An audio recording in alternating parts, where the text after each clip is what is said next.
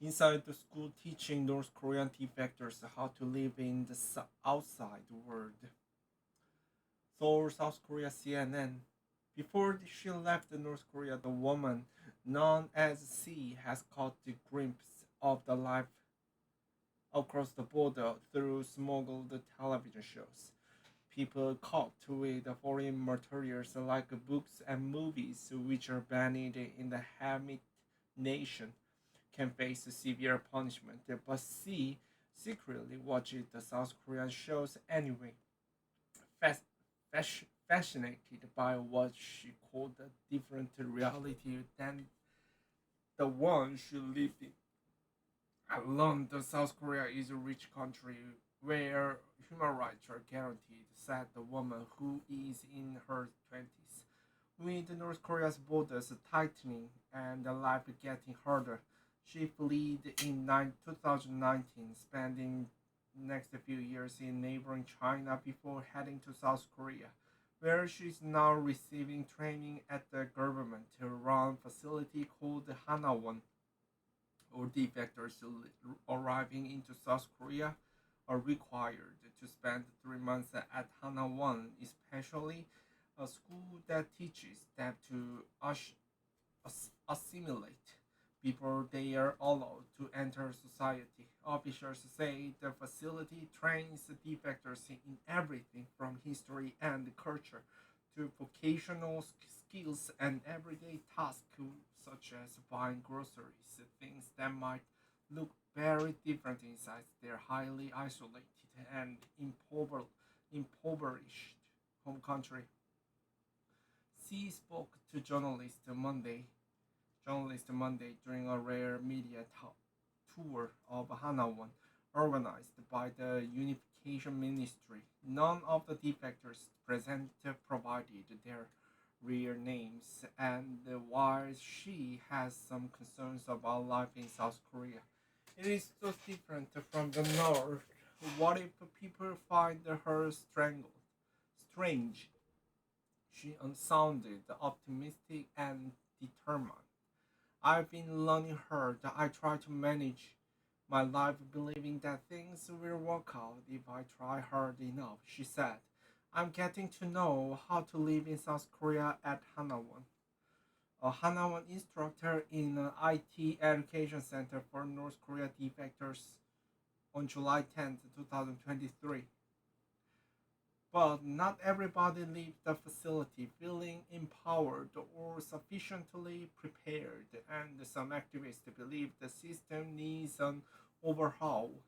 Upon arrival in South Korea, defectors must spend up to 3 months undergoing security checks by the National Intelligence Services, called the NIS, a process meant to sniff out North Korean spies. After clearance, they head to Hanawan for another mandatory 3 months, meaning they spent roughly half of a year in government facilities before being released. This approach is outdated, ineffective, and overly restrictive, said Sok Il Park, South Korea country director for international nonprofit Liberty in North Korea, which helps the North Koreans resettle in the South. It's ironic that North Korean refugees risk their lives to escape extreme government control but have to spend their first few months in South Korea living under overbearing government control that doesn't serve their interest or respect their agency, he told CNN. The security guard stands outside the Hanawan in Ansan, South Korea on May 28, 2009. Inside the Hanawan, the main Hanawan facility lies about 80 kilometers, 50 miles south of the capital Seoul. At the facility's vocational education and training center, defectors can choose between 2022 types of job training that's mostly blue collar work. Hanawan also attempts to formalize defectors with parts of the South Korean life. For example, they are encouraged to listen to popular 90s music and current hit to better connect with peers and understand the cultural references. In another instance, an IT instructor teaches students to use the copy paste function and practice typing the lyrics to South Korea's national anthem. When CNN visits, most classrooms are empty with only a few students in the computer and the nail care rooms, though defectors had once numbered nearly 3,000 a year. They fell to just a few dozen in 2021 and 2022 due to pandemic restrictions and tighter border security in North Korea and China. The Hanawan training covers other basic life skills like how to open a bank account. After finishing the program, defectors receive government benefits such as an initial subsidy and housing support as they begin their new lives. A Hanawan instructor left teaches defectors in a bakery class in July 10, 2023. They only taught me nonsensical things, but some defectors walk away from Hanawa feeling frustrated and ill-equipped for the real world. Hanawa was supposed to teach me things I could actually use, but they only taught me nonsensical things, said Kim, a defector who escaped in 2017 and finished his Hanawan training in 2018.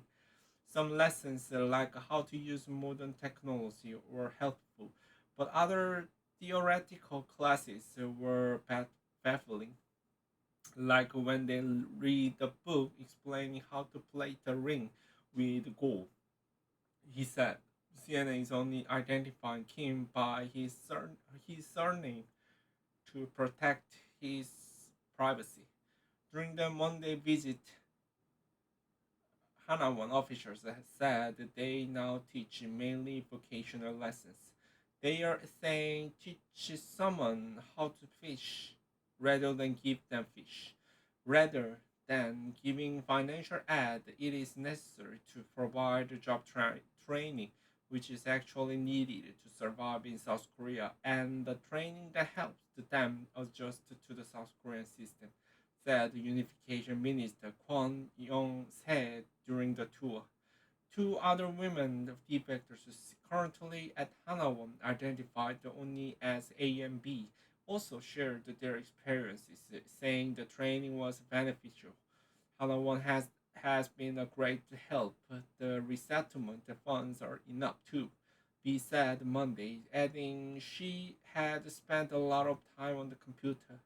But other defectors share Kim's skepticism, according to Park, the LINK country director. Various experts and advocates have made similar criticisms in past years, pointing out that defectors need more mental health care and long-term assistance. North Korean defectors attend a computer class at the Hanawon facility on July 10th, 2023. One problem is that not all life in North Korea is the same. A resident in the capital Pyongyang, home to favored citizens like government officials and their families, may be more familiar with the modern luxuries like a school education, coffee, even cell phones limited to North Korea's censored intranet than residents in poorer part of the country.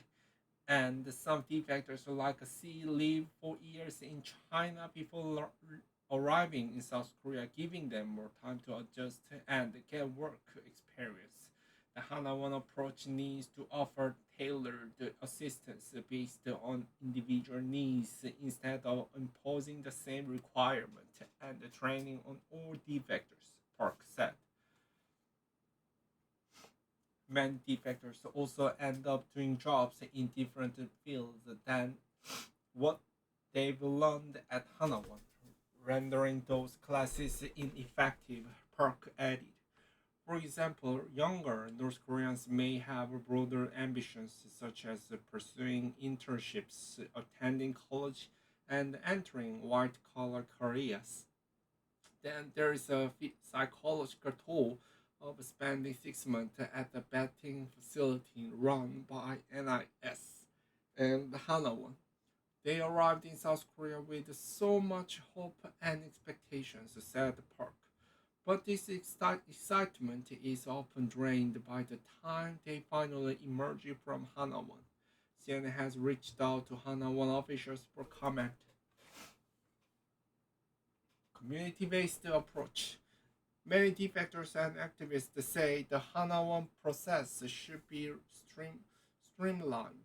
I think it's better to settle down quickly, earn the money sooner, and leave while adapting by making breakthroughs, said Kim, the defector who fled in 2017. When asked about Hanawan's remote relocation on Monday, Kwan, the minister, said it was because defectors can be nervous around new people. Authorities figured it would be better to start in an isolated facility and gradually expand their exposure, he said. Kim acknowledged the challenges of adjusting to South Korea. He often felt embarrassed when people asked the incredulous how he could not know the words of for common items both in stores. Work was tough too and made worse by South Korean co-workers who seemed to look down on him, he said, and there are cultural differences he found puzzling, like greeting co-workers such morning, which he'd never done in the north. The difficulty of post-defection life is well documented, with some cases ending in tragedy. In 2019, a North Korean mother and son were found dead in their South Korean apartment from suspected starvation, prompting mass vigils and protests, and the promises from the government to boost welfare measures. In 2022, the remains of the North Korean woman wrapped in winter coat found in her Seoul home. Authorities estimated she'd been dead for a year. Many defectors struggle financially even years after arriving in South Korea. Some 6.1% of defectors were unemployed in 2022, more than double the national rate, according to government figures. But many of these challenges can be better addressed through community-based support like local centers that offer continuous assistance and camaraderie. Park said these centers do not these centers do exist to some extent but could be further expanded with some of the Hanawan offerings turned into optional local classes, he said, that could also alleviate alleviate another major problem for defectors: isolation after being completely cut off from loved ones back in North Korea. After their arduous journey, he said, North Korean defectors should have the chance to begin this new chapter for their own terms with the freedom they risked their lives to seek.